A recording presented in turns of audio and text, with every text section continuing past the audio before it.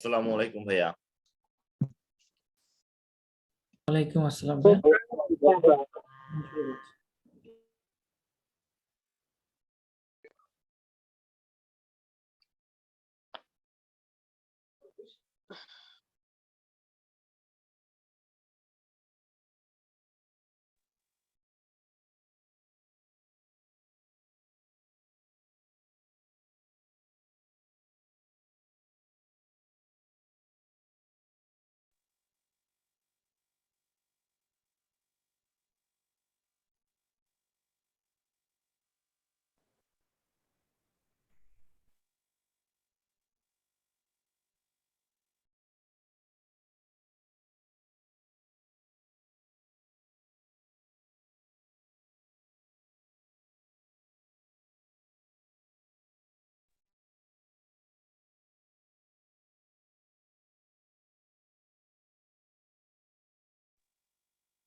Already শেষ করে দিয়েছি।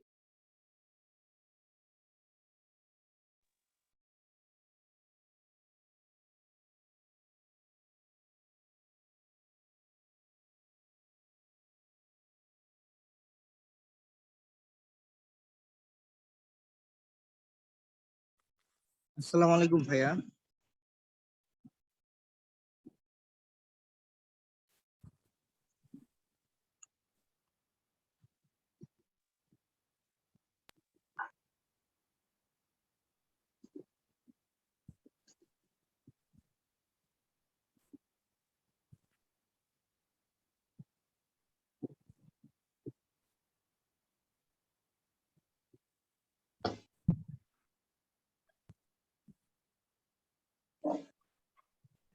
তুমি একটু অপেক্ষা করো, ভাইয়া শুরু করছি। গ্রুপগুলোতে লাইভে গিয়ে নিই, তারপর আসতেছি ভাইয়া। ওকে ভাইয়া।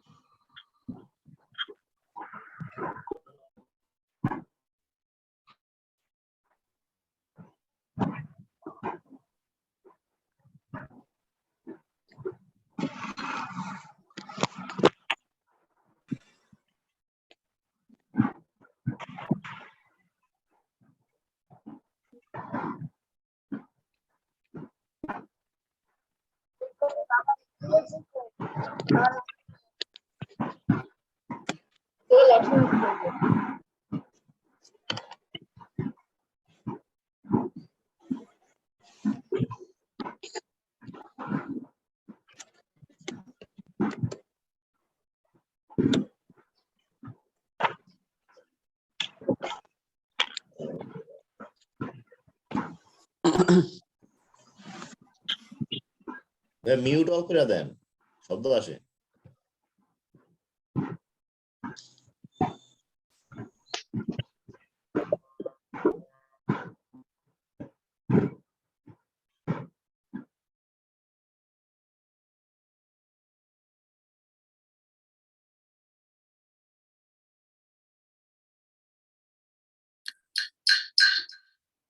আচ্ছা, সো ফাইনালি আই থিঙ্ক আমরা লাইভে আছি এবং অনেকে জয়েন করছো।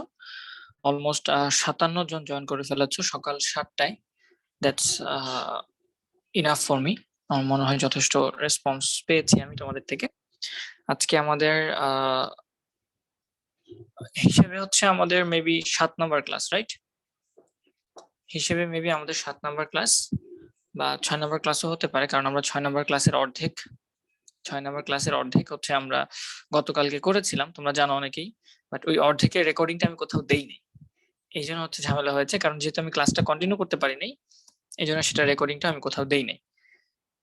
সো যাই হোক, আমি হয়তো গতকালকেটা এবং আজকেরটা একসাথে কম্বাইন করে ডে 6 বা ডে 7 হিসেবে বা ডে 6+7 হিসেবে আমি দিয়ে দিব। তো তোমরা আমাকে একটু আপডেট জানাও যে তোমাদের কি অবস্থা, তোমরা আমাদের রুটিনটা কি মেনটেন করছো কিনা। কারণ অনেকেই আজকে তো অলমোস্ট 7 দিনের মতো চলতেছে। হিসেবে কিন্তু আজকে আমাদের ফিজিক্স একটা চ্যাপ্টার টোটালি শেষ হয়ে যাওয়ার কথা তোমাদের বাসায়। ভৌত রাশি এবং পরিমাপ এটা টোটালি শেষ হয়ে যাওয়ার কথা। তারপর ম্যাথেরও অসীম ধারা এই চ্যাপ্টারটা আরেকদিন কালকে শেষ হয়ে যাওয়ার কথা তোমাদের।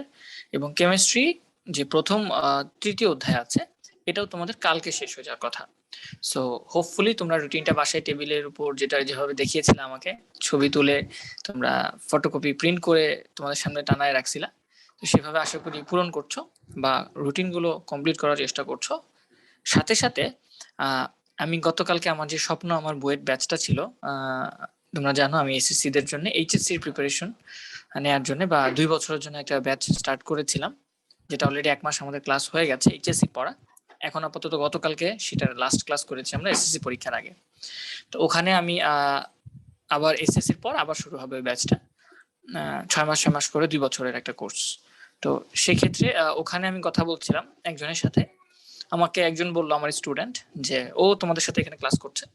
ও আমাকে বললো যে ভাইয়া আগে আমি এত বেশি আগে পড়তাম, ভালোই পড়তাম, পড়াশোনা করতাম, ঠিক আছে, অনেক বেশি পড়াশোনা করেছি, সবকিছুই পারি, কিন্তু ভাইয়া ওই আমি পড়াশোনা থেকে কেমন জানি ছিটকে পড়েছিলাম। এবং ভাইয়া এখন যেহেতু প্রতিদিন যেহেতু আপনার রুটিনটা আমি ফলো করছি ভাইয়া, প্রতিদিন রাতে ঘুমাতে যাওয়ার আগে ভাইয়া আমি রুটিনটা আপনার ওই গুগল ফর্মে আমি আপনাকে গুগল ফর্মটা ফিল আপ করি যে প্রতিদিন রাতে বা প্রতিদিন আমি কি পড়েছি। তবে যখনই আমি ফিল আপ করি, যখনই আমি ওই গুগল ফর্মটা ফিল আপ করি ভাই, ওইটার জন্য হলেও আমি কেন জানি ডেইলি পড়াশোনা করতেছি। যে কারণ আমি গুগল ফর্মে কি লিখবো তোমরা জানো, আমি তোমাদের যে গুগল ফর্মে লিঙ্কটা দিয়েছি ওখানে কিন্তু লেখা আছে তুমি প্রতিদিন কি কি পড়েছো সেটা আমাকে বলবা, বা সেটা তুমি নিজে আমাকে বলে দিবা। ওখানে দেখবো গুগল ফর্মের লিঙ্ক, এই ক্লাসের লিঙ্কের সাথেও গুগল ফর্মের লিঙ্কটা আছে। তো আমার রুটিনটা বানানোর উদ্দেশ্যই ছিল যে তোমরা প্রতিদিন রাতে ঘুমাতে যাওয়ার আগে আমাকে জানাবা বা ওই গুগল ফর্মটা ফিল আপ করবা। অনেকে ফিল আপ করেছো আমি দেখেছি, বাট বেশি most of you didn't fill up the form, ঠিক আছে? তোমাদের বেশিরভাগই ফর্মটা ফিল আপ করে নাই। আমি আবারও বলবো, প্রতিদিন রাতে ঘুমাতে যাওয়ার আগে ওই ফর্মটা ফিল আপ করবা।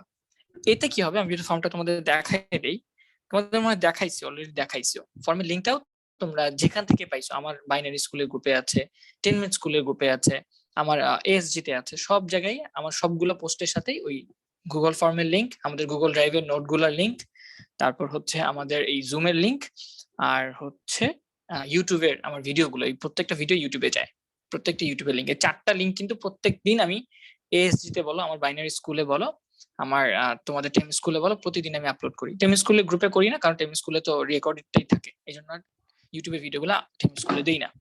বাট আমার গ্রুপে আর এএসজি তে কিন্তু আমি রেগুলারলি এগুলো আপডেট করছি, তোমরা জানো। তো যেটা বললাম, ডেইলি পড়াশোনা করবা, ডেইলি ফিজিক্স 1.5 ঘন্টা, কেমিস্ট্রি 1.5 ঘন্টা, ম্যাথ 1.5 ঘন্টা মিনিমাম, এবং সাথে ফিজিক্সের 30টা এমসিকিউ, ম্যাথের 30টা এমসিকিউ, কেমিস্ট্রি 30টা এমসিকিউ, এই টোটাল 90টা এমসিকিউ পরীক্ষার মতো তুমি নিজে বাসায় দিবা। এটা করলে আমার মনে হয় তুমি জাস্ট আমি তো বললাম আমার স্টুডেন্টই, আমার ব্যাচের স্টুডেন্ট, যে স্বপ্ন আমার বইয়ের ব্যাচের স্টুডেন্ট, ওই আমাকে নিজে বললো যে ভাই আমি কনফিডেন্স ফিল করতে পারতেছি, মাত্র 6 দিন হয়েছে ভাইয়া, কিন্তু প্রতিদিন ঘুমাতে যাওয়ার আগে যখন আমি ফর্মটা ফিল আপ করি ভাইয়া, আমি কি ফর্ম আপনাকে কি বলবো বা ফর্মে আমি আপনাকে কি জানাবো, এটা চিন্তা করেও আমি ওই দিন পড়াশোনা করি, বা একদিন পড়াশোনা না করলে পরের দিন আমি পড়াশোনা করি ভাইয়া, কারণ আমার কাছে খারাপ লাগে যে আমি তো ফর্মে মিথ্যা কথা তো আর বলতে পারবো না। সো তোমরা এই যে দায়বদ্ধতাটা, হ্যাঁ, মানে কারো কাছে তোমাকে জবাবদিহি করতে হবে, বা আমার কাছে জবাবদিহি করাটা জিনিসটা না, ব্যাপারটা হচ্ছে যে তুমি তোমার নিজের কাছে জবাবদিহি করবা, তোমার নিজের কাছে জবাবদিহি করবা। তাহলে এই যে তুমি তোমার নিজের কাছে জবাবদিহি করা শিখে যাচ্ছ, আস্তে আস্তে দেখবা এই জিনিসটা ভবিষ্যতে তোমার অনেক কাজে দিবে। হ্যাঁ, তখন আর আমাকেও দরকার হবে না, কোনো টিচারকেও দরকার হবে না। তুমি নিজের বিবেকের কাছে নিজেই দায়বদ্ধ থেকে তুমি নিজেই পড়াশোনা করবা। তো এই রুটিনটার একটাই মাত্র উদ্দেশ্য যে তোমাদের পড়াশোনার প্রতি একটা ভালোবাসা সৃষ্টি করা, একটা ধারাবাহিকতা সৃষ্টি করা। অনেক দিন দূরে আছো পড়াশোনা থেকে, যদি একটা ধারাবাহিকতা তৈরি করতে পারো বা আগামী 30টা দিন তুমি যদি চেষ্টা করতে পারো, আমি ফর্মের লিঙ্কটা দিয়ে দিয়েছি চ্যাটে। তুমি যদি আগামী 30টা দিন আবার চেষ্টা করে কন্টিনিউয়াস পড়াশোনা করতে পারো, তাহলে দেখবা যে তোমার লাইফটাই হয়তো চেঞ্জ হয়ে গেছে, তুমি পড়াশোনার একটা গতি ফিরে পাইছো। তোমরা অনেকেই পড়াশোনা এখনো গতি ফিরে পাওনি, আমি জানি। এখনো অনেকেই হয়তো বিচ্ছিন্ন অবস্থায় আছো, কি করবা না করবা কিছু বুঝতেছো না, বা শুরু করেও হয়তো ভালোভাবে শুরু হচ্ছে না। হ্যাঁ, বাট আমি বলবো সময় অনেক কাছে আসছে। সো সময় নাই, একদমই সময় নাই। সময়টাকে কাজে লাগাও। আগামী 30টা দিন অ্যাটলিস্ট নিজের জন্য হলেও নিজেকে সময় দাও। ঠিক আছে, সবকিছু বাদ দিয়ে নিজেকে সময় দাও। 6.5 ঘন্টা ডেইলি পড়া এটা কোনো ব্যাপারই না। ডেইলি 6.5 ঘন্টা পড়া এটা কোনো ব্যাপারই না। তুমি চাইলে অনেকে 8 ঘন্টা, 9 ঘন্টা, 10 ঘন্টা, 12 ঘন্টাও পড়তেছে। আমি তো তোমাকে এমন রুটিন বানাই দিই নাই যেখানে 12 ঘন্টা পড়তে হবে। জাস্ট 6.5 ঘন্টা লাগবে ম্যাক্সিমাম। এটা যদি মানে পড়তে পারো, আমার মনে হয় অনেকে এর চেয়ে বেশি পড়বা, বাট মিনিমাম যদি এটা কেউ ফলো করতে পারো, আই থিঙ্ক যে তোমরা ভালো কিছু করতে পারবা, বা পড়াশোনার গতিটা অ্যাটলিস্ট ফেরত পাবা, এবং তোমার ভিতরে যে কনফিডেন্স আছে সেটাও তোমার দেখবা অনেক বেশি গ্রো করবে। জাস্ট 30টা দিন রেগুলার ক্লাস করো, বা তুমি নিজে বাসায় পড়ো, আমার ক্লাসও করার দরকার নেই, তুমি নিজে বাসায় এই রুটিনটা ধরে ধরে পড়ো, তাহলেই হবে। ঠিক আছে, ওকে, আমরা আমাদের পড়াশোনা শুরু করতে পারি। আমরা গতকালকে কেমিস্ট্রি শুরু করেছিলাম। এইচএসসি 22 ব্যাচের জন্য এভাবে জুমে ক্লাস নিলে আমাদের অনেক উপকার হয়। এইচএসসি 22-এর জন্য এখন কোনো প্ল্যান নাই আপাতত, আমার নাই, আমার তো একার পক্ষে এত কিছু করা সম্ভব না। আমি এসএসসি দের জন্য করছি, এবং তোমরা জানো তোমাদের নিয়েই আমার ভবিষ্যতেও প্ল্যান আছে, যে তোমাদের নিয়ে আমি পুরো এইচএসসি 2টা বছর আমি তোমাদের সাথে থাকবো। তো সেই ক্ষেত্রে আমার সম্ভব তো না, একা আসলে সবকিছু ম্যানেজ করা সম্ভব না। হ্যাঁ, এই জন্য আমি আপাতত এই জায়গাটাই ফোকাস দিচ্ছি, আর অন্যান্য ক্র্যাশ কোর্সে তো অনেক জায়গায় ক্লাসগুলো নিচ্ছি আমি। এবং আরেকটা খুব সুন্দর একটা আসতেছে, প্রজেক্ট আসতেছে, তোমরা জানো বা জানবা ভবিষ্যতে কয়েকদিন মধ্যেই, যে মগজ ধোলাই। এটা আমি হয়তো বলছিলাম, বাট আমি এটা আবার নিজে নতুন করে সুন্দর করে একটা লোগো ডিজাইন করেছি। সাউন্ড শুনতে পাচ্ছ না? যে সাউন্ড শুনতে পাচ্ছ না তার মেবি প্রবলেম আছে। হ্যাঁ, তো মগজ ধোলাই নামে একটা নতুন কেউ কি শুনতে পাচ্ছ না? আমাকে একটু জানাও তো, নাকি একজন? তো মগজ ধোলাই নামে একটা নতুন প্রজেক্ট লঞ্চ করতেছি আমি। টেমি স্কুলের সাথে হয়তো করব প্রজেক্টটা, অথবা আমি একাই করতে পারি। বাট টেমি স্কুল আমাকে অ্যাসিওর করেছে যে ওরা এটাকে স্পন্সর করবে। বাট তাও দেখা যাক। এটাতে আমি প্রত্যেকটা চ্যাপ্টারের ফিজিক্সের প্রথম ফিজিক্স দিয়ে শুরু করবো আমি, তারপর ম্যাথে যাব, এবং তারপর হয়তো আইসিটিও শুরু করব। প্রত্যেকটা সাবজেক্টের প্রত্যেকটা চ্যাপ্টারে যে গুরুত্বপূর্ণ যেই, দেখবা তুমি প্রত্যেকটা চ্যাপ্টারে ম্যাথ তুমি পারো, ম্যাথ ধরো 100টা ম্যাথ আছে, বা সব মিলে 60-70টা ম্যাথ আছে প্রত্যেকটা চ্যাপ্টারে ফিজিক্সে। 60-70টা ম্যাথ কি মানে কঠিন না, হয়তো 10-12টা কঠিন, বাট বাকি সবই সহজ। বাকি সবগুলো সহজই পারো, কিন্তু 10-12টা ম্যাথের সমস্যা হয়। আমি চিন্তা করেছি যে ওই 10-12টা ম্যাথ নিয়ে প্রত্যেকটা চ্যাপ্টারে একটা সুন্দর একটা সিরিজ আমি বানাবো। প্রতিদিন একটা একটা করে ভিডিও যাবে, একটা একটা করে ম্যাথে, জাস্ট 5 মিনিট বা 10 মিনিট, যাতে তোমাদের প্রেশারও না পড়ে, এবং প্রতিদিন নতুন নতুন করে একটা নতুন ম্যাথ শিখতে পারো তুমি। এইভাবে একটা সিরিজ বানানোর ইচ্ছা আছে, এবং অলমোস্ট অনেক সবকিছুই ফাইনাল। লোগো আমি এটা নিজেই ডিজাইন করেছি, এবং ইনশাআল্লাহ হয়তো তোমরা সামনে যেটা এইচএসসি দিবা, তোমাদের জন্য এটা অনেক বেশি হেল্পফুল হবে। ইনশাআল্লাহ এটা অনেক বড় একটা প্রজেক্ট হবে, যেহেতু পুরো first paper physics first, physics second, math first, math second, এবং আইসিটি 3টা সাবজেক্টে আমি কভার করব। সো আমার মনে হয় তোমরা এটা পাবা ইনশাআল্লাহ। ঠিক আছে, সো আমরা এখন আমাদের পড়ায় চলে আসি।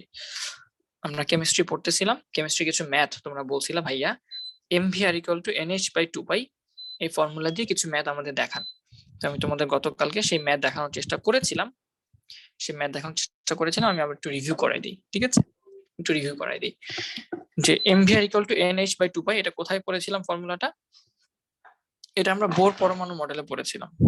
বোর পরমাণু মডেলে তিনটা প্রস্তাবনা ছিল, একটা ছিল অনুমোদিত বৃত্তাকার কক্ষপথ, একটা ছিল হচ্ছে কৌণিক ভরবেগ এবং একটা ছিল শক্তির স্থানান্তর। কৌণিক ভরবেগটা কি? mvr, ইলেকট্রনের ভর m, ইলেকট্রনের বেগ v, ইলেকট্রনের ব্যাসার্ধ r।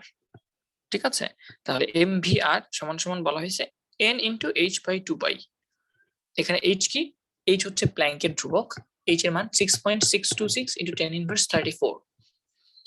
আর হচ্ছে n এর মান কি? n এর মান হচ্ছে আমার কক্ষপথ সংখ্যা, কততম কক্ষপথ, প্রথম কততম কক্ষপথে আমাদের এই ইলেকট্রনটা ঘুরতেছে সেটা। ঠিক আছে, তাহলে এখান থেকে আমরা হয়তো ইলেকট্রনের বেগ বের করতে পারি, কক্ষপথে ইলেকট্রনের কোন কক্ষপথে ঘুরতেছে সেটার ব্যাসার্ধ কত সেটা বের করতে পারি, ইলেকট্রনের ভর কত সেটা তো আমরা মুখস্থ জানি। তারপর এন এর মান হয়তো সবকিছু দেওয়া আছে, হয়তো বলতে পারি এন এর মান কত, মানে কততম কক্ষপথে সে ঘুরতেছে সেটা বের করো। ঠিক আছে, এই ক্ষেত্রে এরকম ম্যাথ আমাদের আসতে পারে।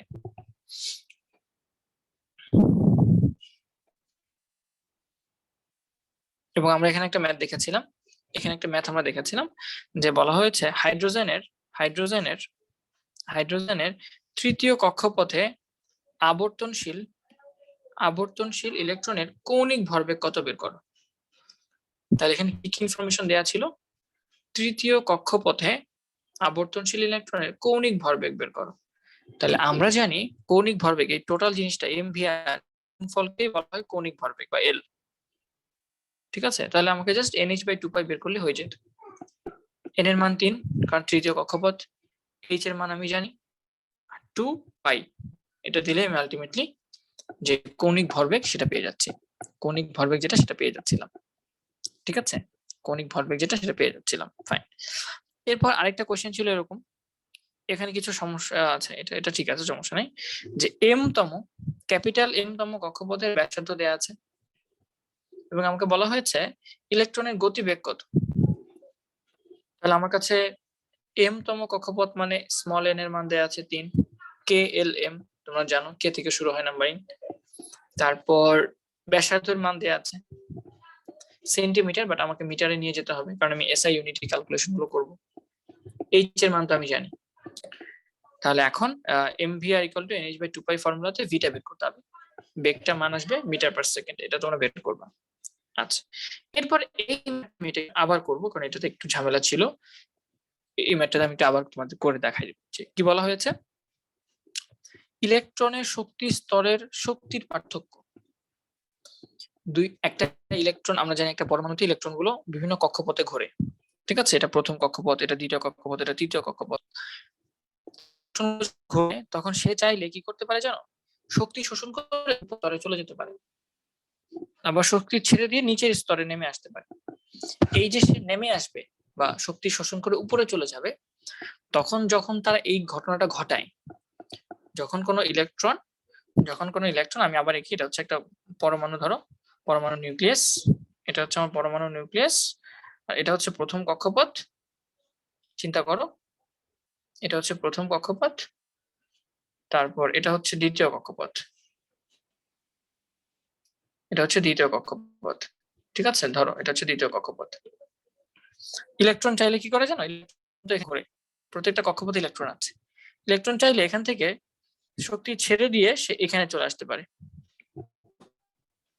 আবার ইলেকট্রন চাইলে নিচের থেকে শক্তি শোষণ করে সে উপরে শক্তি স্তরে চলে আসতে পারে। কথাটা কি বললাম আবার খেয়াল করো, কথাটা কি বললাম? ইলেকট্রন চাইলে শক্তি ছেড়ে দিয়ে, একটা ইলেকট্রন চাইলে শক্তি ছেড়ে দিয়ে সে নিচের স্তরে চলে আসতে পারে, নিচের স্তরে। ধর এটা n=1 কক্ষপথ, এটা হচ্ছে n=2 কক্ষপথ, বা এটা k তম, এটা l তম কক্ষপথ। একটা ইলেকট্রন যে দ্বিতীয় কক্ষপথে ছিল সে শক্তি ছেড়ে দিয়ে এই কক্ষপথে চলে আসতে পারে, আবার দ্বিতীয় কক্ষপথের কোন একটা ইলেকট্রন সে শক্তি শোষণ করে প্রথম কক্ষপথ থেকে দ্বিতীয় কক্ষপথে চলে আসতে পারে। এখন এই যে শক্তি শোষণ করবে বা শক্তি বিকিরণ করবে, এই ক্ষেত্রে শক্তি বিকিরণ করছে,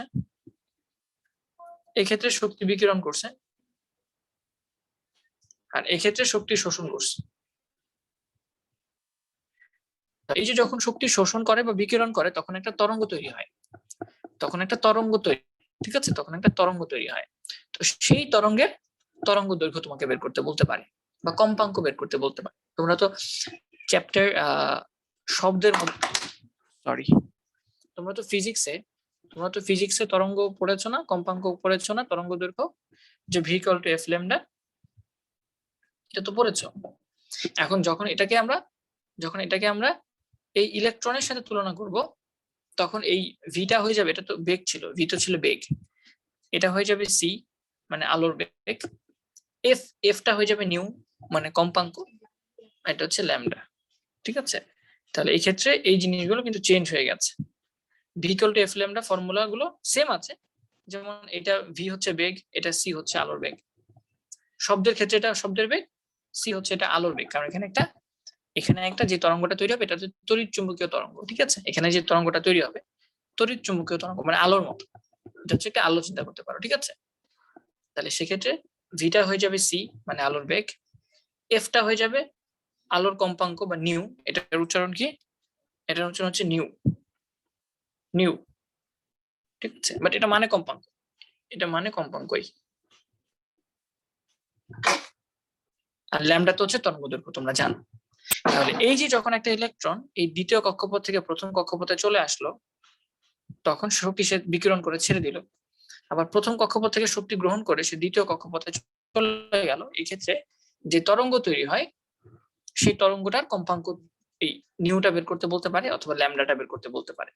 সেক্ষেত্রে আমাদের ফর্মুলা কি ছিল, আমাদের ফর্মুলা হচ্ছে delta E equals to H new. Delta ই মানে কি, শক্তির পার্থক্য, দ্বিতীয় কক্ষপথের শক্তি এবং প্রথম কক্ষপথের শক্তি, ইলেকট্রনে এখানে শক্তি এবং এখানে শক্তি, এটার যে পার্থক্য, এটা হচ্ছে ডেল্টা ই। ধরো এখানে থাকতে হলে তার শক্তি লাগে 100 জুল, আর এখানে থাকতে হলে তার শক্তি লাগে 50 জুল। তাহলে যখন সে নিচে নেমে আসবে তখন সে 50 জুল শক্তি ছেড়ে দিবে না, এই যে সে 50 জুল শক্তি যে শক্তিটা ছেড়ে দিয়েছে, পার্থক্য সেটা হচ্ছে কম্পাঙ্ক আকারে, তরঙ্গ আকারে ছড়ায় যাবে। ঠিক আছে, আর এখানে নিউ সমান সমান কি বলা যায়, সি বাই ল্যামডা, এফ সমান সমান বলা যায় ভি বাই ল্যামডা, ঠিক তেমন ভাবে নিউ সমান সমান কি বলা যায়, সি বাই ল্যামডা। তাহলে আমরা এখানে এটা আসলে এইচ সি বাই ল্যামডা, এইভাবে আমরা এই ফর্মুলাটা চিন্তা করতে পারি। কথাটা কি বোঝা গেছে? হোপফুলি কথা বুঝতে পারছো। এখন আরো কিছু কমপ্লেক্সিটি আসতে পারে, যেমন এই ডেল্টাই শক্তির যে পার্থক্য এটা তোমাকে ডিরেক্টলি দিয়ে দিতে পারে যে এই দুইটার শক্তি পার্থক্য হচ্ছে ডেল্টাই, ডিরেক্ট একটা মান দিতে পারে যে এত জুল, ঠিক আছে, এত জুল বলে দিতে পারে। অথবা এই যে এই শক্তিটার একক বিভিন্ন রকম হতে পারে, এই শক্তির একক ডেল্টা ই এর একক বিভিন্ন রকম হতে পারে, এবং এটা দিয়ে ঝামেলাটা হবে, বিভিন্ন রকম হতে পারে। যেমন চাইলে এই এনার্জিটাকে, এই শক্তিটাকে সে ক্যালোরি এককে দিতে পারে, তখন কিন্তু তোমাকে জুলে নিয়ে যেতে হবে, জুলে নিয়ে যাওয়ার জন্য তখন তোমাকে 4.2 দিয়ে গুণ করতে হবে যদি এককটা ক্যালোরিতে দেয়া থাকে। যদি এককটা জুলে দেয়া থাকে তাহলে তো কোনো সমস্যাই নাই, যা আছে তাই, কোনো সমস্যা নাই, চেঞ্জ করা লাগবে না। যদি এককটা ইলেকট্রন ভোল্টে দেয়া থাকে তখন তোমাকে 1.6 10⁻19 দিয়ে গুণ করে নিতে হবে। ইলেকট্রন ভোল্ট, এটাকে বলা হয় ইলেকট্রন ভোল্ট, শক্তির একক ইলেকট্রন ভোল্ট। ঠিক আছে, একটা ইলেকট্রনকে পুরো বর্তনী ঘুরিয়ে নিতে বা একটা ইলেকট্রনকে পুরো বর্তনী এক মাথা থেকে আরেক মাথা ঘুরিয়ে নিয়ে আসতে যে পরিমাণ কাজ করতে হয় সেটাকে বলা হয় 1 ইলেকট্রন ভোল্ট। আপাতত মনে রাখো এটা হচ্ছে একটা শক্তির একক। এটা বের করবো কিভাবে, 1 ইলেকট্রন ভোল্ট মানে হচ্ছে ইলেকট্রনের চার্জের সমপরিমাণ জুল। 1 ইলেকট্রন ভোল্ট মানে হচ্ছে ইলেকট্রনের চার্জের সমপরিমাণ জুল শক্তি।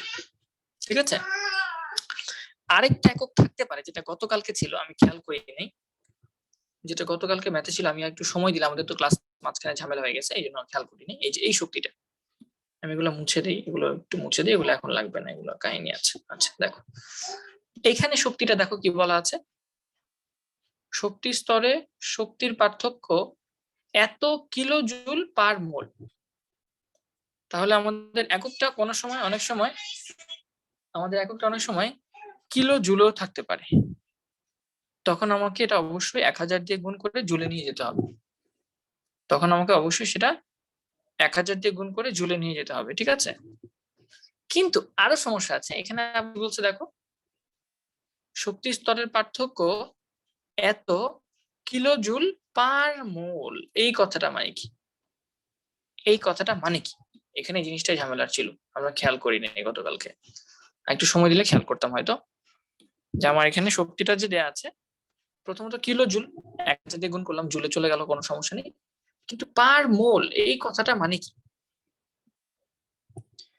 পার মোল কথাটা মানে কি? তার মানে প্রতি মোল ইলেকট্রনের জন্য আমার শক্তি হবে হচ্ছে এত জুল, এত কিলো জুল। প্রতি মোল বা 1 মোল ইলেকট্রনের জন্য শক্তি হচ্ছে এতটুকু। 1 মোল ইলেকট্রনের জন্য শক্তি হচ্ছে এত জুল পার মোল। যেহেতু পার মোল মানে কি? মোল প্রতি। তাহলে আমার কি পার মোল শক্তি দরকার? আমি তো একটা ইলেকট্রনের আদান প্রদান চিন্তা করি, যে একটা ইলেকট্রন উপর থেকে নিচে নেমে আসলো বা নিচে থেকে উপরে গেল, আমার তো 1 মোল ইলেকট্রন আসতে কতটুকু শক্তি লাগবে সেটা দরকার নেই। আমরা তো একটা ইলেকট্রনের এই যে নিচে নেমে আসা বা উপরে উঠে যাওয়া এটাকে কনসিডার করি। তাহলে যখন এই কিলো জুল পার মোল দেয়া থাকবে, কিলো জুল পার মোল এরকম এককে শক্তি দেয়া থাকবে, তখন আমরা কি করব? প্রথমত 1000 দিয়ে গুণ করব, স্বাভাবিক। এবং পার মোল কথাটা যেহেতু বলা হয়েছে, তার মানে তোমাকে অ্যাভোগাড্রো নাম্বার সংখ্যক ইলেকট্রনের জন্য বলা হচ্ছে, ঠিক আছে? তাহলে সেক্ষেত্রে তোমাকে অ্যাভোগাড্রো নাম্বার দিয়ে ভাগ করতে হবে। সেক্ষেত্রে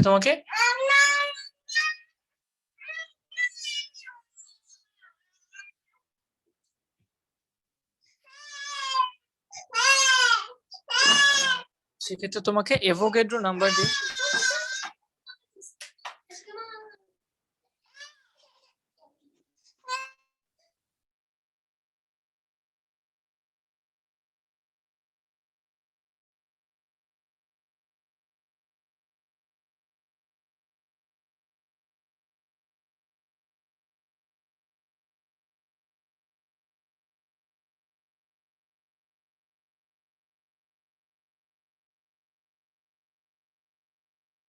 হাই বলে দাও, হাই বলে দাও, হাই বলে দাও, হাই বলে দাও, হাই বলো।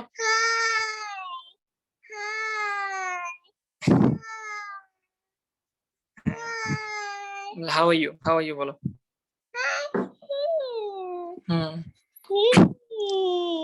আচ্ছা, তাহলে যখন আমাদের এটা কি মুখে কিলো জুল পার মোল এককে থাকবে, কিলো জুল পার মোল একক কোনো শক্তি দেয়া থাকবে, তখন আমরা কি করব? প্রথমে কিলো জুলটাকে আমরা জুলে কনভার্ট করে ফেলবো। 1000 দিয়ে গুণ করে 1000 দিয়ে গুণ করে জুলে কনভার্ট করে নিব। দেন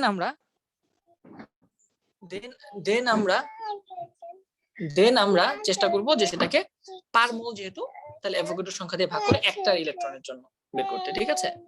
একটা ইলেকট্রনের জন্য বের করতে আমরা চেষ্টা করব। এই যে হোপ, তোমাদের যে ইলেকট্রনের পার্থক্যটা, দুষ্ট করে এই যে ওরা দেখো, ওরা ক্লাস করতেছে, দেখছো পড়াশোনা করতেছে, তুমি পড়বে না? তুমি পড়বে না? ওদেরকে একটা কবিতা শোনা দিবা, একটা কবিতা শোনাই দাও। জনি জনি শোনাবা? তুমি তো এটা শোনাইছো একবার, এবার কি শোনাবা?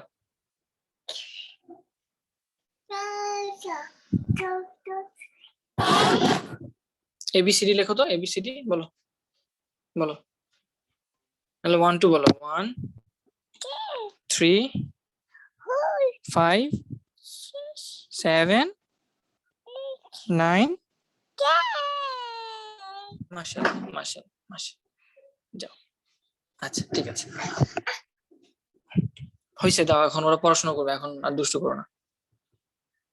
অনেক লিখছো, অনেক পড়াশোনা হয়ে গেছে।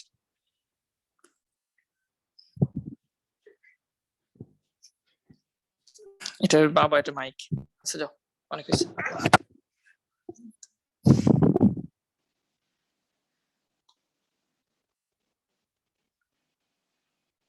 হয়েছে না মা? অনেক হয়েছে। আচ্ছা, আল্লাহ হাফিজ, আল্লাহ হাফিজ, যাও। দুষ্ট হয়েছে, আর দুষ্ট করে এখন একটু চলে যাও তুমি।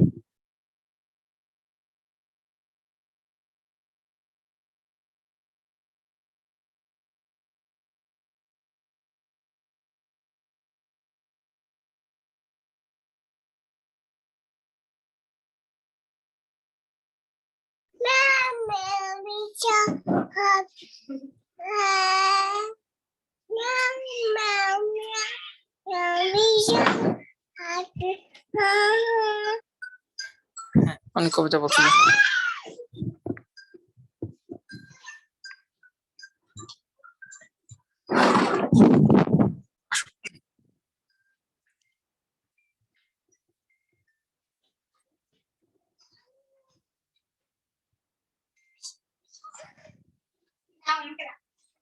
আচ্ছা, তাহলে এই যে ইলেকট্রনের শক্তি স্তরের পার্থক্য, শক্তি স্তরের পার্থক্য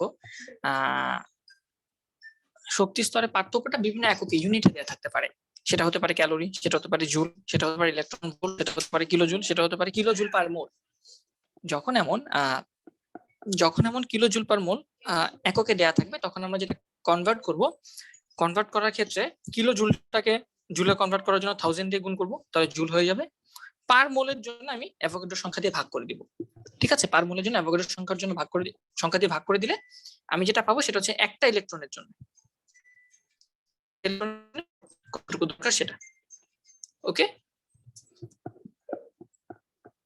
আচ্ছা ঠিক আছে। না, আমার মেয়েকে আনা যাবে না, আমার মেয়ে এখন অনেক হয়ে গেছে, বড় হয়ে গেছে, এখন দুষ্ট হয়ে গেছে। এখন ও সবসময় সব ক্লাসে আসার চেষ্টা করে, আস্তে আস্তে এখন রিসেন্টলি বড় হয়ে গেছে তো কিছু মানে না, বুঝছো। আগে তো তাও বসায় রাখা যেত, এখন মানে না, আসবেই, সে আমার কোলে আসবেই। যখন তোমাদের পড়াইতে যাব তখন আসবে, এসে তোমাদের হাই বলবে, বুঝছো।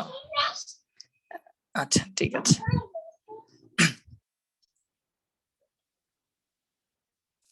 তাহলে যেটা বললাম, ওর নামটা হচ্ছে মেইনলি আয়াতে মুস্তফা বা হুরে জান্নাত, আমার আব্বু দিয়েছে নাম, বাট আমার দেয়া নাম হচ্ছে আয়াতে Mustafa.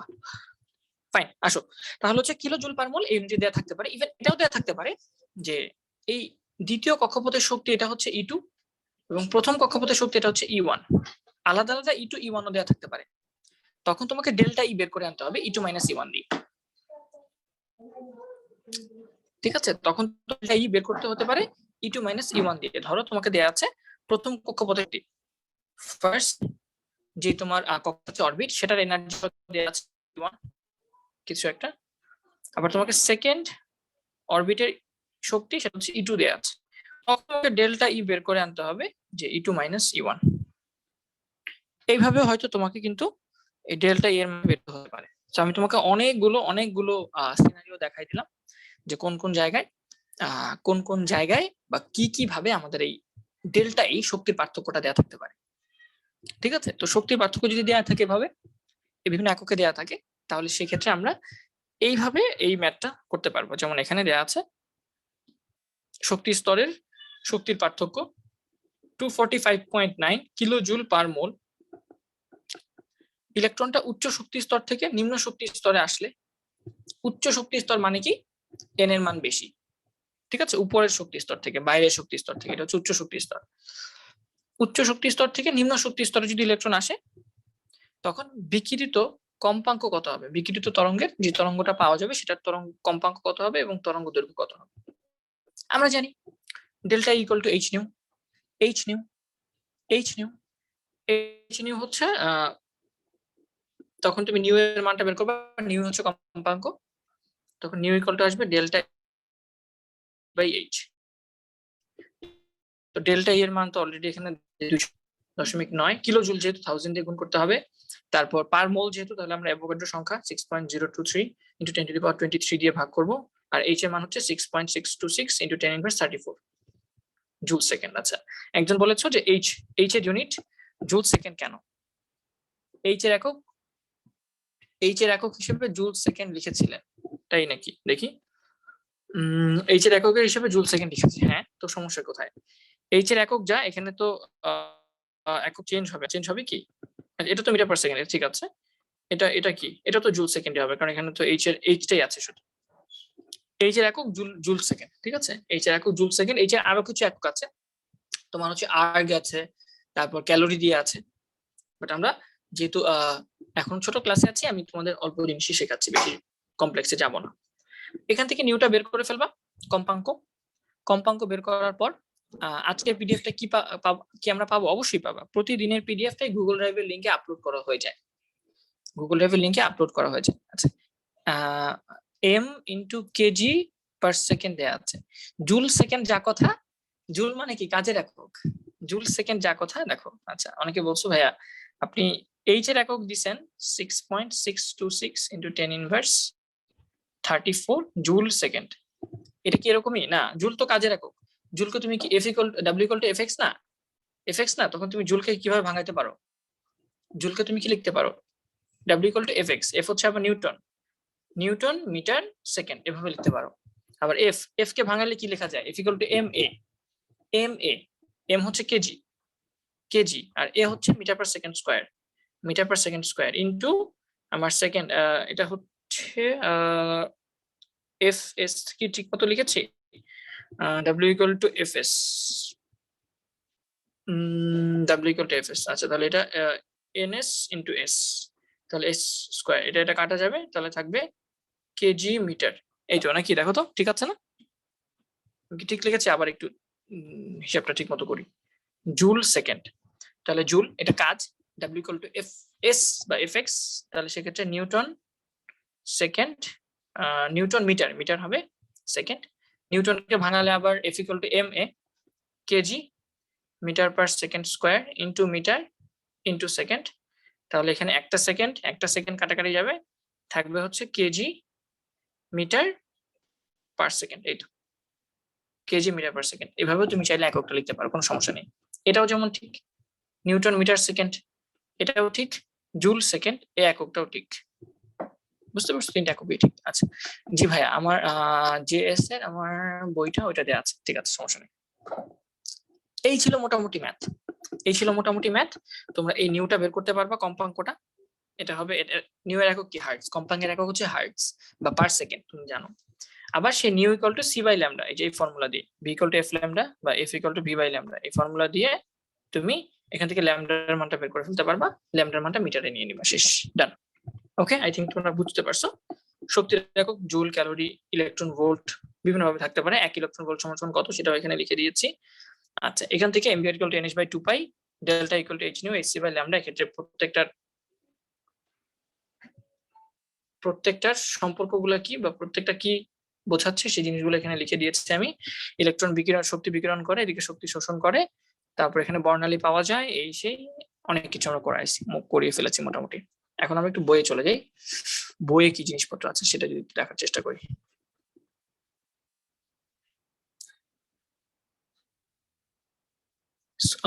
KG metre square, metre square হবে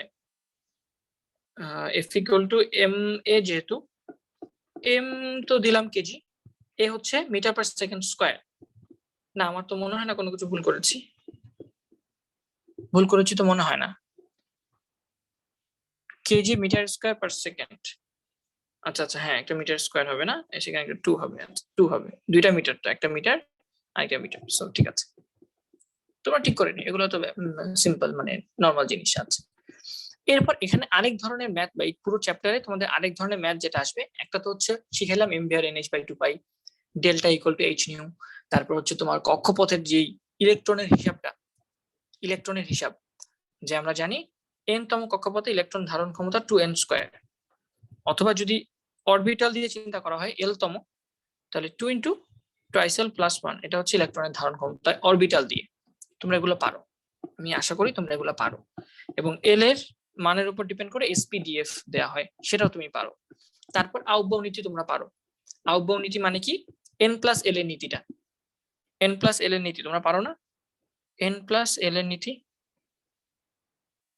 পরমাণুতে ইলেকট্রন, পরমাণুতে ইলেকট্রন কেন 3p এর পরে 4s এ যায়, 3d তে যায় না? কেন ইলেকট্রন প্রথমে 3d তে না গিয়ে 4s এ যায়, না গিয়ে কেন 4s এ ইলেকট্রন ঢোকে? কারণ আমরা জানি n প্লাস এল এর নিয়ম, না n প্লাস এল এর নীতি, যেই অরবিটালে n প্লাস এল এর মান কম, সেখানে ইলেকট্রন আগে প্রবেশ করে। এটাকে বলা হয় আউটবাউ নীতি, বা আমাদের হচ্ছে বিল্ডিং আপ। পরমাণুতে ইলেকট্রন গুলো শক্তির ঊর্ধ্বক্রম অনুসারে প্রবেশ করে। 3d তে আমাদের n প্লাস এল এর মান কত আসে? n এর মান হচ্ছে 3, আর এল এর মান হচ্ছে এসপিডি, তার মানে হচ্ছে 0 1 2, তাহলে সেক্ষেত্রে এখানে আসতেছে 5। আর 4s এর ক্ষেত্রে n এর মান হচ্ছে 4 প্লাস l এর মান হচ্ছে 0, তাহলে এদের যোগফল আসে কত 4। তাহলে অবশ্যই আমরা জানি ইলেকট্রন আগে কি করবে, আগে 4s এ ঢুকবে তারপর 5 এ যাবে, ঠিক না? আবার কখনো কখনো যখন n প্লাস l এর মান সমান হয়ে যায় তখন কি করে, তখন ইলেকট্রন কোথায় প্রবেশ করে, যেটাতে n এর মান কম সেটাতে প্রবেশ করে, যেটাতে n এর মান কম সেটাতে প্রবেশ করে। যেমন হচ্ছে আমাদের যদি আমরা 3d আর 4s 4p, আচ্ছা আমরা যদি 4p আর 5s এর কথা চিন্তা করি, 4p আর 5s মনে হয় না, হ্যাঁ 4p এর জন্য কত, n প্লাস l এর মান কত, 4 প্লাস sp, l এর মান হচ্ছে 1, সো এটা আসছে 5। আবার 5s এর জন্য n এর মান 5 আর l এর মান হচ্ছে 0, সো এটাও 5। তাহলে কোথায় আগে ইলেকট্রন প্রবেশ করবে, 4s এ না 5s এ, 4p তে নাকি 5s এ, কোথায় ইলেকট্রন আগে প্রবেশ করবে, দুইটাই তো সমান। এক্ষেত্রে যেখানে n এর মান কম সেটাতে আগে ইলেকট্রন প্রবেশ করবে, ঠিক আছে? আগে ইলেকট্রন প্রবেশ করবে 4p তে, তারপর 5s, আর এখানে হচ্ছে আগে ইলেকট্রন প্রবেশ করবে 4s এ, তারপর হচ্ছে 3d তে। তাহলে এটাকে বলা হয় n প্লাস l এর নীতি বা আউটবাউ নীতি। আউটবাউ নীতি অনুযায়ী কেন ইলেকট্রন 4p তে আগে প্রবেশ করে, হ্যাঁ এটা তোমরা জানো, এটা হচ্ছে 1s 2s 2p, thrice s thrice p thrice d 4s 4p 4d 5s, এত পর্যন্ত লিখলে ইনাফ। এটা এভাবে কোনাকুনি আসে, তোমরা জানো, এটা নতুন করে বলার আমার তেমন কিছু নাই, তোমরা এটা পারো, এই নিয়মটা পারো।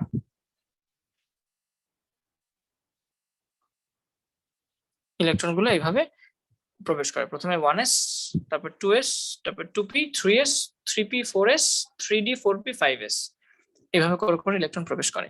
আচ্ছা, এরপর আরো বেশ কিছু জিনিস ছিল, যেমন কপার বা আমাদের ব্যতিক্রম নিয়ম, ক্রোমিয়াম, মনে আছে? ক্রোমিয়াম এবং কপারে ইলেকট্রন বিন্যাসে ব্যতিক্রম নিয়ম,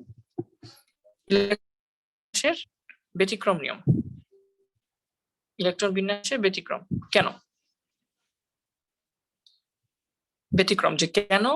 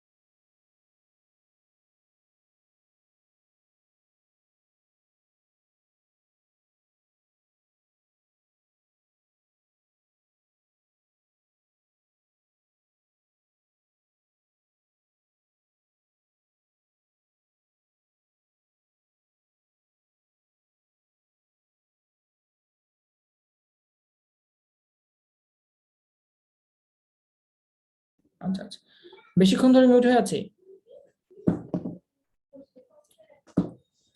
আমি কি বেশিক্ষণ ধরে মিউট হয়ে আছি, একটু জানাবা। আচ্ছা আচ্ছা আচ্ছা আচ্ছা আচ্ছা, অনেকক্ষণ ধরে মিউট হয়ে আছি না, আরে কোনো কথা, কে মিউট করলো আমাকে? আচ্ছা আমি তো নিজেই মিউট করছি। আচ্ছা আমি মেবি নিজেকে মিউট করছিলাম না, আচ্ছা 2 মিনিট, ঠিক আছে সমস্যা নাই। হ্যাঁ আমি তো লিখছি, কি লিখছি সেটা তো দেখছো, কি লিখছি সেটা তো দেখছো। আমি বলেছি যে ইলেকট্রন বিন্যাসে ব্যতিক্রম নিয়ম কখন হয়, যেমন আমরা জানি কপারের ক্ষেত্রে কপারের ইলেকট্রন বিন্যাসের ক্ষেত্রে কপারের ইলেকট্রন বিন্যাসের ক্ষেত্রে আমরা দেখেছি কপার হচ্ছে 29টা ইলেকট্রন থাকে এবং সেই 29টা ইলেকট্রনের ক্ষেত্রে 29টা ইলেকট্রন কিভাবে প্রবেশ করবে সেই অরবিটাল গুলোতে। তো আমি যদি নর্মাল ইলেকট্রন বিন্যাস করতে যাই তখন দেখি যে 29টা, তো 29টা ইলেকট্রন বানাইতে হবে, তাহলে 2টা দিলাম 6টা দিলাম, টোটাল হলো 10টা। তারপর 3s2 তে দিলাম 2টা, টোটাল হলো 12টা। 3p6 এ দিলাম 6টা, মানে টোটাল 18টা। 4s2 তে দিলাম, তাহলে হলো আরো হলো 2টা, মানে 20টা। আর 9 এ দিলাম, d তে দিলাম 9টা, টোটাল হচ্ছে 29টা। এভাবে হওয়া উচিত ছিল, কারণ 3p এর পরে 4s ইলেকট্রন ঢুকে তারপর হচ্ছে 3d। কিন্তু ইলেকট্রন বিন্যাস কিন্তু এরকম হয় না। আমরা জানি কপার ইলেকট্রন বিন্যাস হয় 4s1 আর 3d10। আগে 4s 2টা পূরণ হয়, তারপর d তে যাওয়ার কথা ছিল, কিন্তু এটা উল্টা নিয়ম হয় যে 4s এ 2টা না হয়ে 4s এ একটা থাকে, আর d তে সে একটা দিয়ে d তে 10টা বানায় দেয়। এটা কেন হয়? আমরা জানি ইলেকট্রন বিন্যাসে অরবিটাল গুলা যদি সে সম্পূর্ণ পূর্ণ বা অর্ধপূর্ণ অবস্থায় থাকে, কোন অরবিটাল সম্পূর্ণ অথবা অর্ধপূর্ণ অবস্থায় বেশি স্থিতিশীল,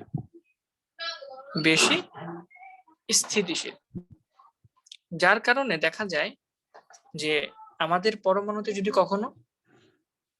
পরমাণুতে যখন ইলেকট্রন বিন্যাস এরকম হওয়া সম্ভব হয় যে আইদার দিতে 5টা দিতে পারবো অথবা দিতে 10টা দিতে পারবো, তখন ওই বিন্যাসটা বেশি স্থিতিশীল। ঠিক আছে, তো মেইনলি পরমাণুতে সবসময় ইলেকট্রন চায় সেই স্থিতিশীল অবস্থায় থাকবে। যত বেশি স্থিতিশীল অবস্থায় থাকা যায়, স্টেবল থাকা যায়, এবং এই অর্ধপূর্ণ বা পূর্ণ অরবিটাল গুলোর এই বিন্যাসগুলো হচ্ছে বেশি স্থিতিশীল।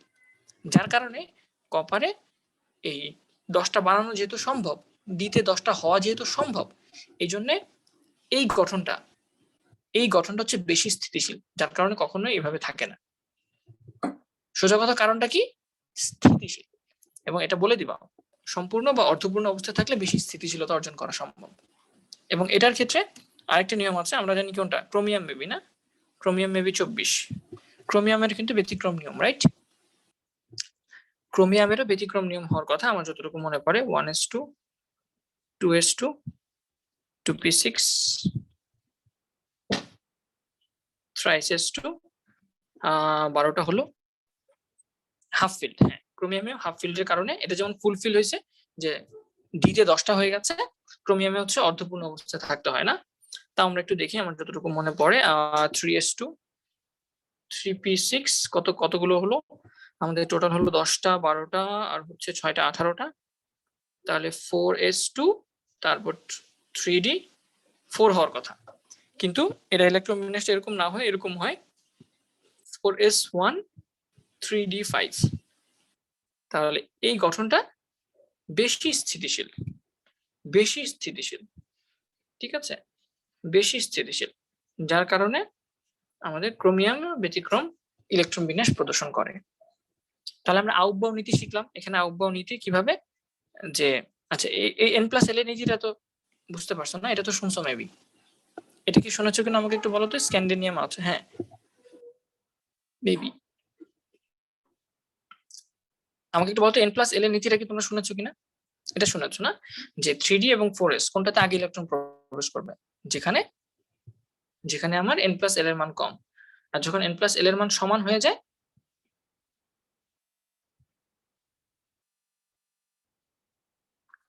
বারবার স্ক্রিনটা চলে যাচ্ছে, আমার মনে হয় আইপ্যাডে স্টোরেজ নাই আমার আইপ্যাডে।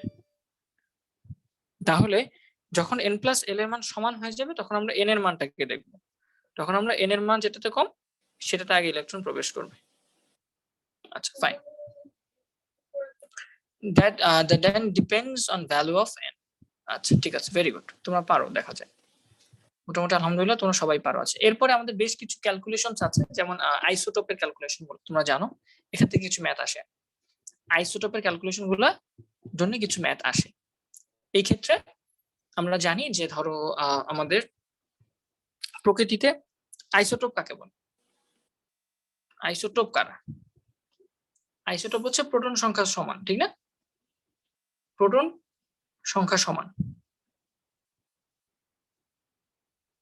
তারপর আইসোবার একটা আছে, আমি বাংলাতে লিখি, আইসো ইংলিশে না লিখলে তাহলে সুবিধা হবে। আইসোটোপ, টোপ মানে প্রোটন, তারপর আইসোভার, আইসোভার মানে ভর সংখ্যা সমান, তারপর আইসোটোন, আইসোটোন, আইসোটোন মানে নিউট্রন সংখ্যা সমান। আরো বেশ কিছু আইসো কিছু আছে, ওগুলো আপাতত না পড়াই, নিউটন সংখ্যা সমান। তো মেইনলি আমরা আইসোটোপ নিয়ে আলোচনা করি এই চ্যাপ্টারে। আইসোভার বা আইসোটোন এগুলো নিয়ে অত আলোচনা নাই, বাট তাও তোমাদের জানতে হবে যে কোনটা কোনটার আইসোটোপ, কোনটা কোনটার আইসোটোন। এগুলো হচ্ছে এমসিকিউতে দিয়ে দেয়, এমসিকিউতে দিয়ে দেয় যে কোনটা আইসোটোপ, কোনটা আইসোটোন, কোনটা কার আইসোভার, এগুলো বের করো। এবং এই ক্ষেত্রে আপেক্ষিক পারমাণবিক ভর, যেমন আমরা পড়েছি যে অক্সিজেনের পারমাণবিক ভর কত, বা আমাদের নাইট্রোজেনের পারমাণবিক ভর কত। আপেক্ষিক পারমাণবিক ভর হচ্ছে 7, রাইট? 7 গ্রাম। এখন এটা কি সম্ভব? ছোট্ট একটা নাইট্রোজেন যদি 7 গ্রাম হয়, তাহলে মানে 7 গ্রামটা কি মিন করে? নাইট্রোজেনের আপেক্ষিক ভর 7 গ্রাম, এটা মানে কি? এটা মানে হচ্ছে, তুমি সিম্পলি বলতে পারো এটা হাইড্রোজেনের তুলনায় 7 গুণ বেশি ভারী। হাইড্রোজেন যতটুকু ভর, হাইড্রোজেনের একটা পরমাণুর ভর যতটুকু, এটা হচ্ছে নাইট্রোজেন একটা পরমাণু হচ্ছে হাইড্রোজেনের তুলনায় 7 গুণ ভারী, এটা বলা যায়। এটা একটা ব্যাখ্যা। আরেকটা আরো আধুনিক ব্যাখ্যা হচ্ছে কার্বন আইসোটোপের বা কার্বন 12 আইসোটোপের ভরের 1/12 অংশ যেটা, 1/12 অংশ যেটা, সেটার 7 গুণ। তাহলে এটা মানে কি? এটা মানে হচ্ছে হাইড্রোজেনের একটা পরমাণুর ভরের 7 গুণ। অথবা আধুনিক উদাহরণটা কি? আধুনিক উদাহরণ হচ্ছে কার্বন 12 যে পরমাণুটা আছে তার ভরের 1/12 অংশের 7 গুণ। অথবা আরেকটা এক্সপ্লেনেশন আছে, কার্বন 12 এর ভরের 1/12 অংশ মানে কত? 1.66 into 10 inverse 24 গ্রাম। 1.66 into 10 inverse 24 গ্রাম এর 7 গুণ। এই তো। অথবা আরেকটা এক্সপ্লেনেশন আছে, সেটা হচ্ছে আমাদের অ্যাভোগাড্রো সংখ্যক বা 10 to the power 23, 10 inverse 23 দিছিলাম মনে উপরে কোথাও ভুল করে না। অ্যাভোগাড্রো সংখ্যা তো ইনভার্স না, অ্যাভোগাড্রো সংখ্যা তো 10 to the power, এই এখানে ইনভার্স দিয়ে দিছিলাম ভুলে। আচ্ছা, তাহলে অ্যাভোগাড্রো সংখ্যক, এটা আরেকটা মানে কি? এটা আরেকটা মানে হচ্ছে অ্যাভোগাড্রো সংখ্যক নাইট্রোজেন পরমাণুর ভর 7 গ্রাম।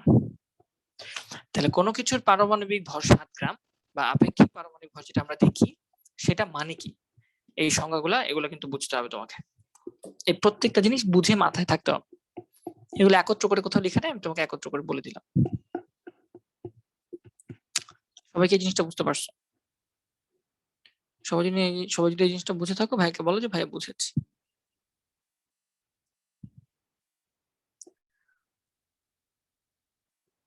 আমি পর অণু বলি নাই, অণু বললে 14 গ্রাম হবে নাইট্রোজেন N2।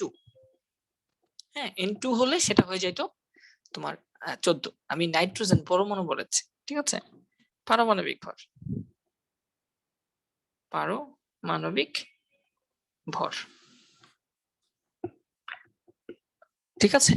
এগুলো জানতে হবে তোমাদের, এগুলো জানতে হবে, ঠিক আছে? তাহলে পারমাণবিক ভর, এটাকে অনেক সময় আপেক্ষিক পারমাণবিক ভরও বলা হয়। তার মানে হাইড্রোজেনের একটা পরমাণুর তুলনায় এই নাইট্রোজেনের ভর 7 গুণ। বা কার্বন 12 পরমাণুর ভরের 1/12 অংশের 7 গুণ। অথবা 1.66 into 10 inverse 24 গ্রামের 7 গুণ। অথবা অ্যাভোগাড্রো সংখ্যক বা 6.02 into 10 to the power 23 সংখ্যক নাইট্রোজেন পরমাণুর ভর হচ্ছে 7 গ্রাম। ঠিক আছে? যখন তুমি অ্যাভোগাড্রো সংখ্যক নাইট্রোজেন পরমাণু নিবা, তখন সেটার ভর হবে মাত্র 7 গ্রাম।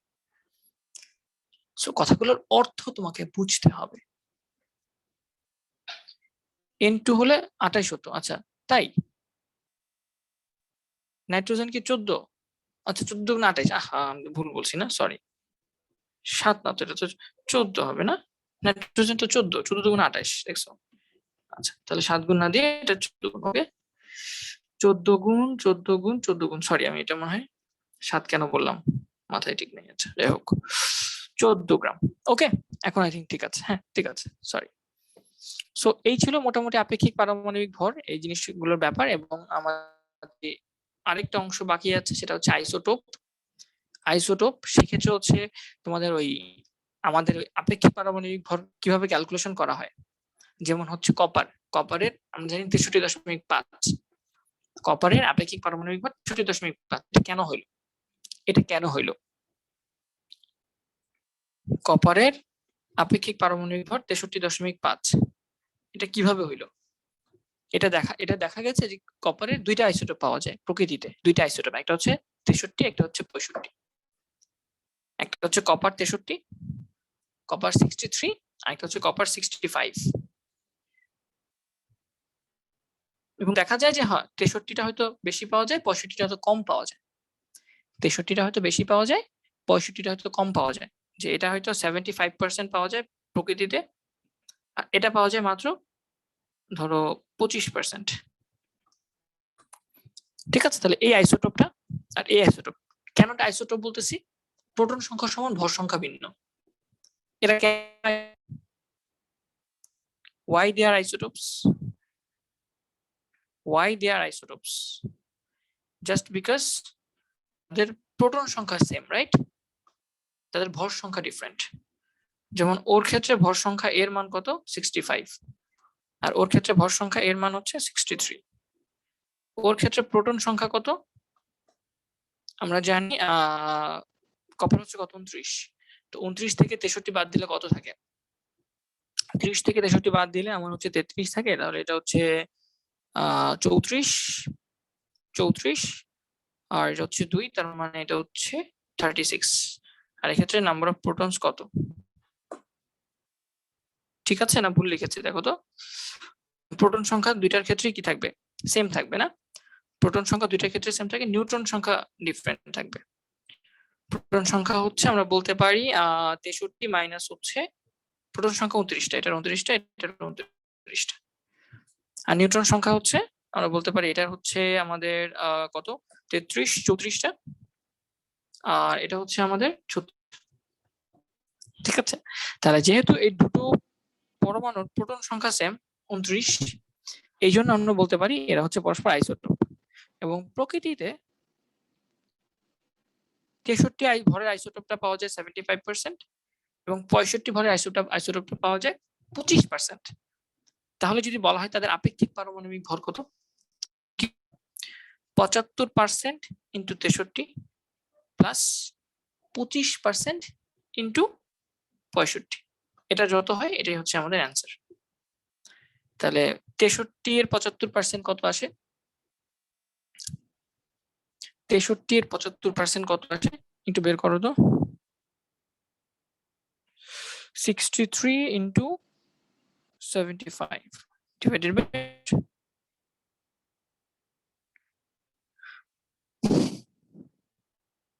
এটা আসে 47.25, আর 25 ইন্টু 65, 25 ইন্টু 65, তাহলে 65 ইন্টু 25 ডিভাইডেড বাই 100, সো এটা আসে 16.25। এই দুটো মিলে আলটিমেটলি 16.25 প্লাস 40, 16.25 প্লাস 47.25, এটা আসে 63.5। এর কারণে কপারের আপেক্ষিক পারমাণবিক ভর হচ্ছে 65 বা 63.5। ঠিক আছে, এটা কনসিডার করা হয়। তাহলে এইভাবে তোমার যে সবসময় এই যে এটা উল্টাও থাকতে পারে, যে তার আপেক্ষিক পারমাণবিক ভর 63.5, দুইটা আইসোটোপ পাওয়া যায়, এইটা আর এটা, বের করো কে কত পার্সেন্ট, এটা বের করো, অথবা পার্সেন্টেজ দেওয়া থাকবে, তোমাকে আপেক্ষিক পারমাণবিক ভর বের করতে হবে। আবার হয়তো টোটাল আপেক্ষিক পারমাণবিক ভর দেওয়া থাকবে, তোমাকে পার্সেন্টেজ বের করতে হবে। আমি ধরো তোমাকে একটা এক্সাম্পল দিই, যে কোনো একটা এক্সাম্পল ধরো যে কোনো একটা এক্সাম্পল যদি দেই,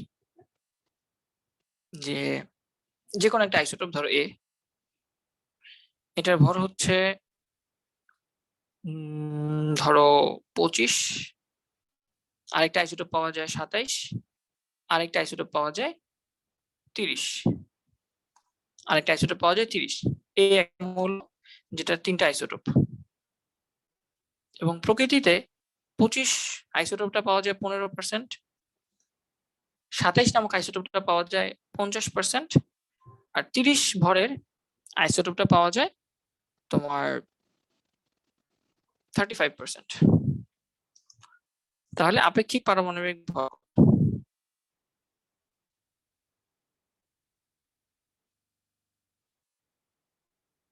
কত? এদিকটা আমাকে বের করে দাও সবাই।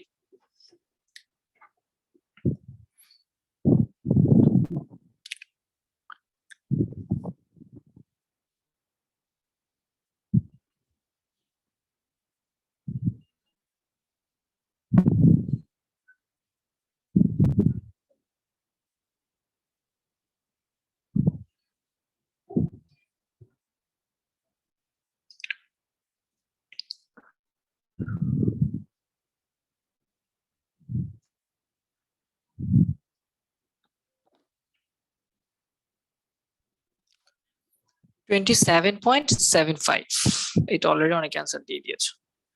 27.75। তাহলে এটা অ্যান্সার হচ্ছে, আমরা বলবো 25 into 15% plus 27 into 50% plus 30 into 35%, যেটা আসে তোমরা বললা 27.75। এটা হচ্ছে অ্যান্সার। এটা আমার মনে হয় এই দিয়ে, এটা দিয়ে আইসোটোপ দিয়ে বেশি কোশ্চেন আসতে পারে, বাট ওই MVR, h nu, h c by lambda, আর হচ্ছে তোমার এই অরবিটাল ইলেকট্রন সংখ্যা, এগুলো দিয়ে কোশ্চেন আমার মনে হয় আসবে। আমি মনে করি এটা আসবে। তাও পরীক্ষার পরে ইনশাল্লাহ দেখা যাবে যদি এই চারটা টপিকের বাইরে কোনো কোশ্চেন আসে কিনা। ঠিক আছে? আর এক্সট্রা কিছু টপিক, কমন টপিক, সেটা হচ্ছে আমাদের রাদারফোর্ডের সীমাবদ্ধতা, বোরের সীমাবদ্ধতা, রাদারফোর্ড আর বোরের তুলনা, এগুলো সিম্পল কিছু কোয়েশ্চেন আসতে পারে। এবং সাথে সাথে আর কি আছে, আর আইসোটোপের কিছু ব্যবহার আছে, তোমরা জানো আইসোটোপের কিছু ব্যবহার আছে, যে কিছু কিছু আইসোটোপ হচ্ছে তোমার ফসলের জন্য ইউজ করা হয়, আর কিছু কিছু আইসোটোপ রোগ নিরাময়ে ব্যবহার করা হয়। যেমন আয়োডিন, আয়োডিনটা হচ্ছে তোমার থাইরয়েডের জন্য, থাইরয়েডের মেবি জন্য ইউজ করা হয়। তারপর কোবাল্ট, কোবাল্ট হচ্ছে ক্যান্সারের চিকিৎসা ইউজ করা হয়। ফসফরাস লিউকোমিয়া ইউজ করা হয়। এই তিনটা ইনফরমেশন তোমার হচ্ছে থাইরয়েড ক্যান্সার, থাইরয়েডের জন্য, থাইরয়েড ক্যান্সারের জন্য আয়োডিন ইউজ করা হয়, আয়োডিন 131। তারপর আমাদের কোবাল্ট, এটা হচ্ছে টিউমার, রাইট? টিউমার। তারপর ব্রেন ক্যান্সারে iridium, brain cancer iridium use করা হয়, ইরিডিয়াম।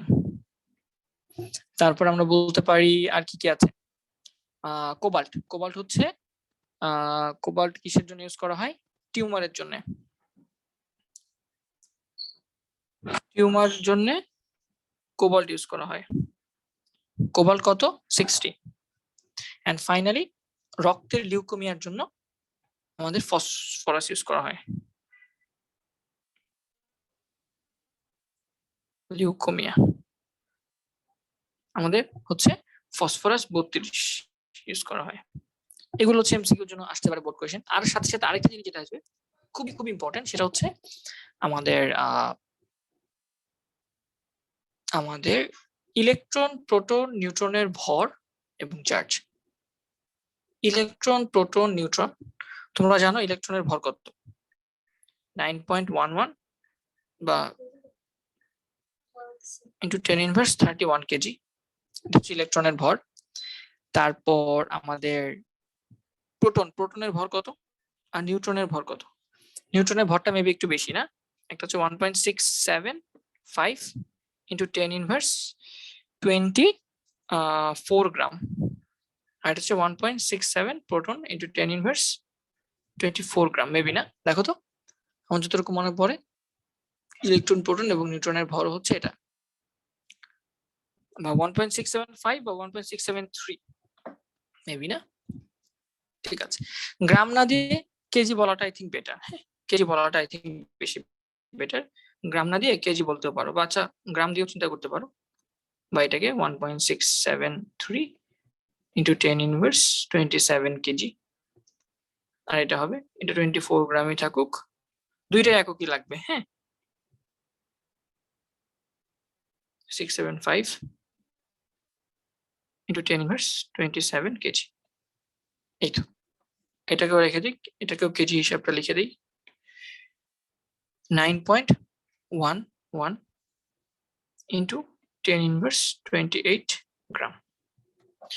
এই ইনফরমেশন গুলো লাগবে, ঠিক আছে? চার্জ কত, একটা পজিটিভ 1 একটা -1, বা ইলেকট্রনের হচ্ছে চার্জ আমি জানি 1.6 ইন্টু 10 ইনভার্স 19 কুলম্ব, এটা হচ্ছে নেগেটিভ, আর প্রোটনের হচ্ছে পজিটিভ, আর নিউট্রনের তো 0, এটা হচ্ছে নিউট্রন। এই তো, বা +1 -1 0। ঠিক ভর, ইলেকট্রনের ভরকে 0 হিসেবে চিন্তা করা হয়, প্রোটন আর নিউট্রনের ভরকে 1 1 হিসেবে চিন্তা করা হয়। আর যে কোনো একটা পরমাণু, আমরা জানি যে কোনো একটা পরমাণু এ, বা যে কোনো একটা পরমাণু যদি কিছু হয়, ধরো কিভাবে রিপ্রেজেন্ট করব, ধরো এক্স একটা পরমাণু, এক্ষেত্রে এখানে এ ভর সংখ্যা দেওয়া হয় এবং এখানে প্রোটন সংখ্যা দেওয়া হয়, আর নিউট্রন সংখ্যা হয় কি এ মাইনাস পি, ভর সংখ্যা থেকে প্রোটন সংখ্যা বিয়োগ করলে নিউট্রন সংখ্যা পাওয়া যায়। এটা হচ্ছে একটা প্রতীক, একটা মূলর প্রতীক প্রকাশ করার একটা নিয়ম না? এখানে এ হচ্ছে ভর সংখ্যা, পি হচ্ছে প্রোটন সংখ্যা, পি হচ্ছে প্রোটন সংখ্যা, আর এন হচ্ছে নিউট্রন সংখ্যা। কখনো কখনো তোমার হয়তো টোটাল ভরটা ক্যালকুলেট করতে বলতে পারে, একটা পরমাণু টোটাল ভরটা ক্যালকুলেট করতে পারে, যেমন বলা হবে সোডিয়াম। সোডিয়াম কি তোমরা জানো 11 23, তখন সোডিয়ামের একটা পরমাণুর ভর ক্যালকুলেট করতে বলতে পারে। তখন তুমি কি করবে, সোডিয়ামের টোটাল কি আছে, ইলেকট্রন আছে 11টা, প্রোটন আছে 11টা, নিউট্রন আছে কয়টা, 12টা। তাহলে টোটাল ভর একটা সোডিয়ামের ভর কিভাবে ক্যালকুলেট করবা, ইলেকট্রনের ভর 9.11 ইন্টু 10 ইনভার্স 31 ইন্টু 11 ইলেকট্রনের ভর হয়ে গেল। প্রোটনের ভর 1.673 ইন্টু 10 ইনভার্স 27 ইন্টু 11 প্লাস নিউট্রনের ভর 1.675 ক্যালকুলেটর দাও ইন্টু 10 ইনভার্স 27, হ্যাঁ 27 ইন্টু 12। এইভাবে তোমার হয়তো একটা সোডিয়ামের একটা পরমাণুর ভর বের করতে বলতে পারে। সোডিয়ামের একটা পরমাণুর ভর এভাবে ক্যালকুলেট করতে হতে পারে, এবং সেক্ষেত্রে কত আসে একটু দেখো তো,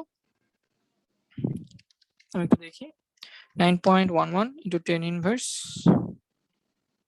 31 into 11 plus 1.673 into 10 inverse minus 27 into 11 plus 1.675 into 10 inverse minus 27 into 12।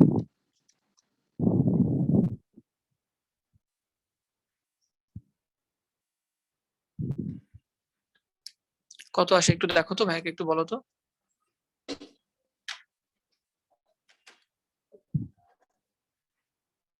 না, নেওয়া লাগবে, ইলেকট্রনের ভরটা আমরা নিব, ঠিক আছে? ইলেকট্রনের ভরটা আমরা নিব, যেহেতু আমরা সবকিছু ক্যালকুলেট করতেছি, ফুল ক্যালকুলেশন করবো, ঠিক আছে? Electron, proton, neutron. না নিলেও হয়, কারণ খুব ছোট অ্যামাউন্ট তো, না নিলেও হয়, বাট আমরা নিব। না নিলেও হয়, বাট আমরা নিব। আমরা একদম এক্স্যাক্টলি ভর বের করতে চাই, ঠিক আছে? না নিলেও হয়, ইলেকট্রন ভরটা না নিলেও হয়, কারণ এটা অনেক -31 তো, অনেক বেশি ছোট।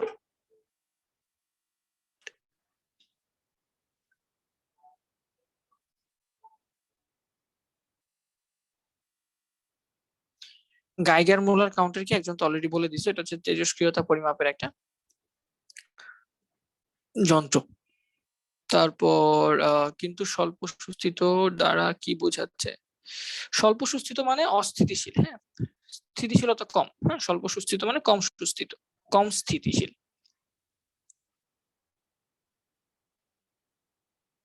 ইলেকট্রনটা নেয় না, কারণ ইলেকট্রনটা অনেক বেশি ছোট, সো এটা ইগনোর করা যায়।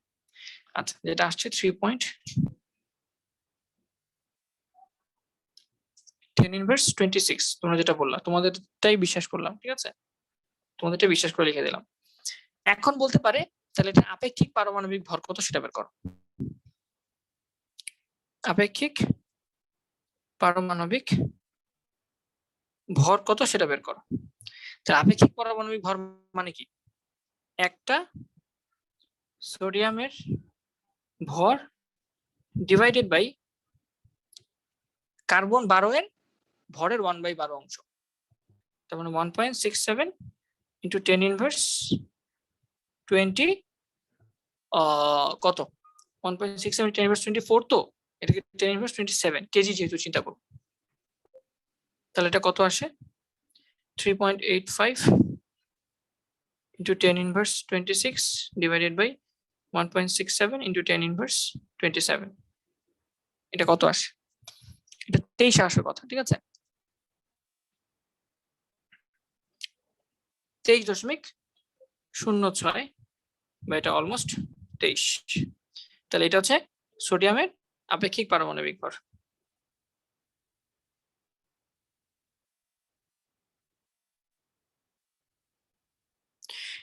এই ক্যালকুলেশনটা কি বুঝতে পারছো? এটা কিন্তু খুব ভালো একটা ক্যালকুলেশন করাই দিলাম, যে সোডিয়ামের জাস্ট তুমি ভর সংখ্যা এবং প্রোটন সংখ্যা জানো, এখান থেকে তুমি টোটাল সোডিয়ামের ভর বের করবা একটা পরমাণুর, তারপর সেই একটা সোডিয়ামের পরমাণুর ভর ডিভাইডেড বাই কার্বন 12 এর ভরের 1/12 অংশ, যেটা মানে হচ্ছে এটা, এটা দিয়ে তার আপেক্ষিক পারমাণবিক ভর বের করে ফেলতে পারবা। আপনার ক্লাসের স্লাইডটা প্লিজ দিয়ে দিন। আচ্ছা ঠিক আছে, আমি ক্লাসের স্লাইডটা দেখো আমি কিভাবে আপলোড করে দিয়ে দিচ্ছি, এখনই দিয়ে দিই। কেমিস্ট্রি যা যা পড়ছি টোটাল 10টা পেজ শেয়ার করতেছি।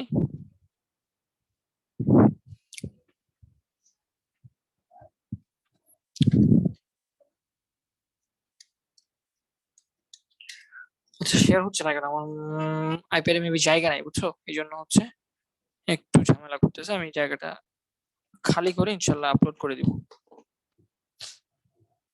স্লাইড। তো তোমরা যারা জয়েন করেছো, থ্যাংক ইউ এভরিওয়ান, তোমরা অনেক কষ্ট করে জয়েন করেছো, সকালে ঘুম নষ্ট করে, আমি অনেক খুশি হয়েছি। বাট খুশিটা আরো বেশি হবো যখন তোমরা তোমাদের ফ্রেন্ড সার্কেল সবাইকে নিয়ে ক্লাসটা করতে আসবে, সেক্ষেত্রে ভাইয়া অনেক বেশি খুশি হব।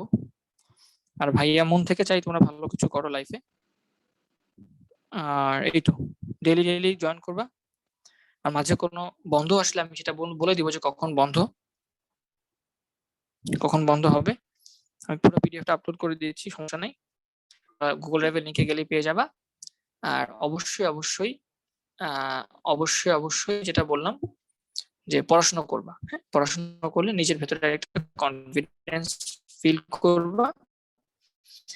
আই থিঙ্ক আমাদের একটা ক্লাস নেওয়ার কথা ছিল বোর্ড কোয়েশ্চেন সলভিং এ, আমরা কেমিস্ট্রিতে নিয়ে নিলাম। সো আমাদের রুটিনটা মেনটেন করতে হলে আগামীকালকে ফিজিক্স নেওয়ার কথা। সো ইনশাল্লাহ আমরা আগামীকালকের ক্লাসগুলোতে দ্বিতীয় চ্যাপ্টার যেটা সেটা শুরু করব, ঠিক আছে? সবাই জয়েন করো, ভালো থেকো, সুস্থ থেকো, বাকি আগামীকালকে হবে। আসসালামু আলাইকুম। 24 হবে গ্রাম দিলে, গ্রাম 24 হইতো, পৃথা নয়, আমি কেজি হিসাব করেছি, তুমি খেয়াল করো, আমি কেজি হিসাব করেছি, এই জন্য 10⁻27 দিয়েছি, বুঝতে পারছো? আর যদি সবগুলো গ্রাম হিসাব নিতাম তাহলে আমি 10⁻24 দিতাম, কোনো সমস্যা ছিল না। ভালো।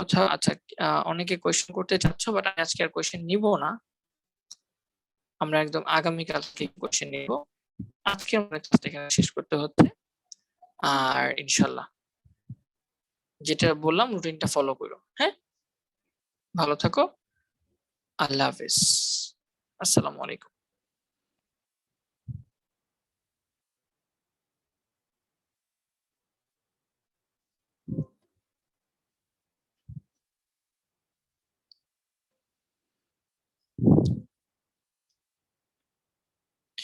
হ্যাঁ, কেমিস্ট্রি গতকালকে ভিডিওটা, আজকে ভিডিওটা আমি আপলোড করে দেবো, সমস্যা নেই। ঠিক আছে?